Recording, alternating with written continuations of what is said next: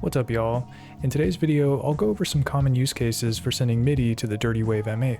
You can do a lot of cool stuff with MIDI on the M8, like trigger notes polyphonically, and play multiple instruments from a single MIDI channel. There's a lot to cover, so let's check it out. The basic premise of controlling the M8 over MIDI is pressing buttons on an external device to trigger sounds on the M8. The M8 can receive MIDI notes over USB or over the TRS MIDI in jack. In this video, I'll focus on MIDI over the TRS connection, and I'll be sending notes from the Roland P6. So I need to connect the MIDI out of the P6 into the MIDI in on the M8. And because they're both MIDI Type A devices, I can use any old 3.5mm TRS cable. Now that we've got these two connected, let's take a look at the MIDI settings, which live in the project screen. In the Track MIDI input section at the bottom, you can assign channels to control specific instruments on specific tracks. As a refresher, the M8 can produce sounds on any of its 8 tracks. These sounds generally come from notes in the phrases and the chains on the tracks, but the sounds can also come from notes sent over MIDI. Regardless of where the notes are from, MIDI or phrases, they need a track for you to be able to hear them. So each column corresponds to the settings for each of the 8 tracks. If you want a sound to trigger on track 4, you would need to edit the settings under the 4 column. For now, we'll keep it simple and work with track 1. Right now track 1 is set to receive MIDI on channel 1, and when it receives MIDI notes, it plays instrument 00. So I need to change this to be the channel and instrument I want. Let's start with the channel. The way to send MIDI notes on the P6 is to open the granular instrument and then press the keyboard button. Now the P6 will send notes over the granular MIDI channel, which you can change in the system menu. The G channel on my P6 is channel 7, so I need to change the channel number under track 1 to 7. And then I'll also change the instrument to instrument 01. So now when I press buttons on the P6, the instrument on the M8 triggers.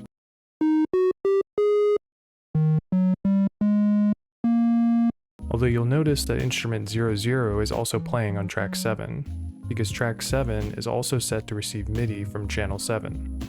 So I need to change the channel under the track 7 settings to any other channel so it won't trigger. So now the only instrument that's triggering when I play notes is instrument 01 on track 1. You may also want the sound to sustain a bit instead of dropping off immediately when you let go of the key. A simple fix is to add an ADSR envelope to the instrument from the mod page. You can target the volume and increase the decay, sustain, and release parameters to have the note play for a certain period after you let go of the key.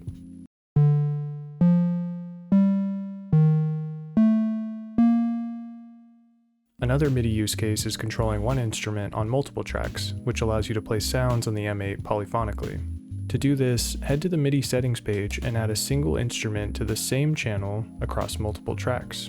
So I'll add the same synth instrument that I was using on track 1, but this time I'll also enable it on tracks 2 and 3 by changing the channel of track 2 and 3 to 7 and the instrument of track 2 and 3 to instrument 01. And then I also need to change the mode to poly instead of mono. Now when I play multiple overlapping notes, the next note will trigger on the next channel instead of cutting off the first note.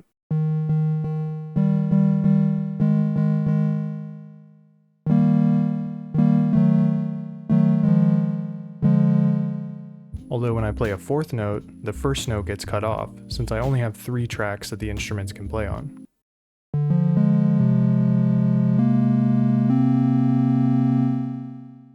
The way the MIDI settings are laid out, you can only control one instrument with one MIDI channel per track. But there is a way to control multiple instruments on a single MIDI channel and track by using an instrument with a certain table configuration.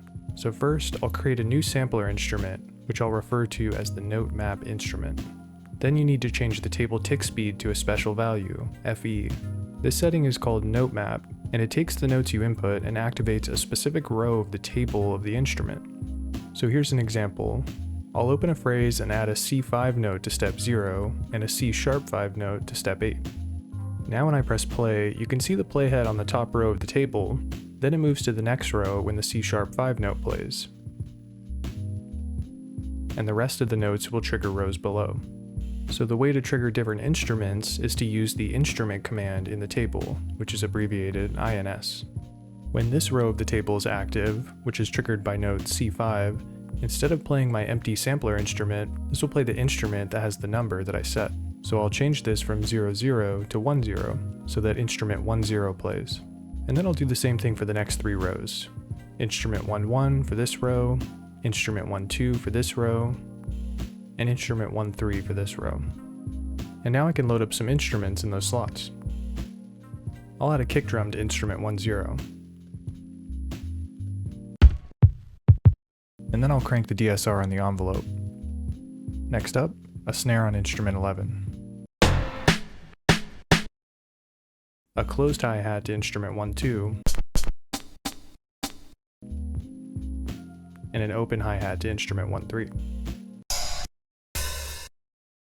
And lastly, I need to go to the Midi settings and assign the note map instrument to a track and channel. I'll use track 4, and I'll change the Midi channel to channel 8, and then I'll also set the instrument to instrument 02, the note map instrument. And then I just need to change the G channel on the P6 to channel 8. Now when I play notes starting on C5, the different instruments will trigger. Although the M8 is triggering the sampler instruments at the pitch of the notes I'm sending, starting at C5, so they sound like they're pitched up about an octave. To get them to sound like their normal pitch, I need to add a transpose value to the end column of the table, which will adjust the notes back down. The top row needs to transpose from C5 to C4, so I'll change this to -12 by setting the value to F4. Then the remaining rows need to continue descending.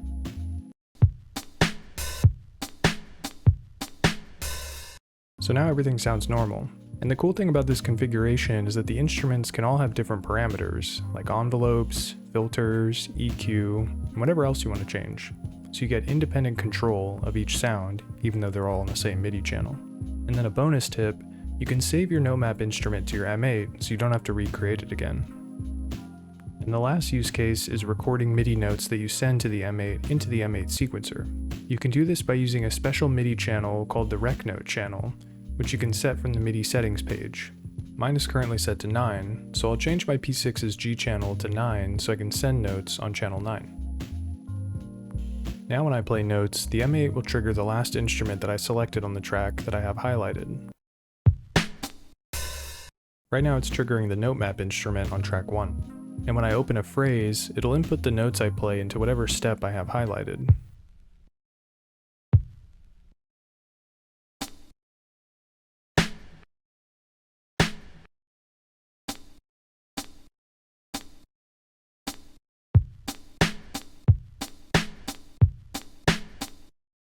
And you can also use this for real-time recording by pressing play and then playing the notes as the sequencer moves through the phrase.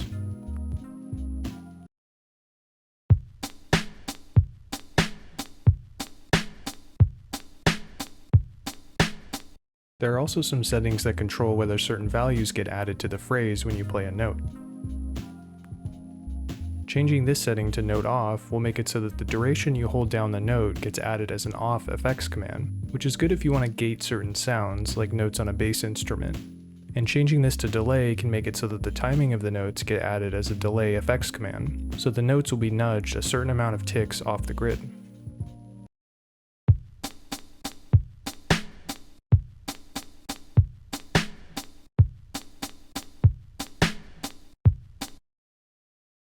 So those are the basics of sending Midi to the M8. Definitely opens up some interesting possibilities, like being able to use your M8 like a sound module, or being able to play it using a keyboard or pad controller.